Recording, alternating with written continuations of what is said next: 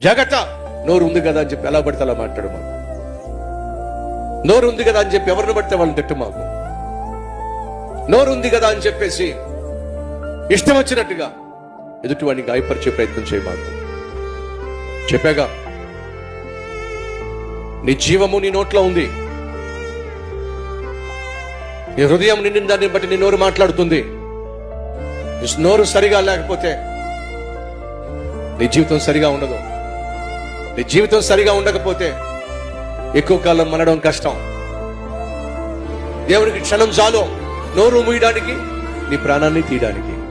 ఆ రోజు రాకుండా ఉండాలంటే మన నోరుని అదుపులో పెట్టుకుంటే మంచిది. జాగ్రత్త. నోరు ఉంది కదా అని చెప్పి ఎలా పడితే అలా మాట్లాడు మాకు. నోరు ఉంది కదా అని చెప్పి ఎవరిని పడితే వాళ్ళని తిట్టు మాకు.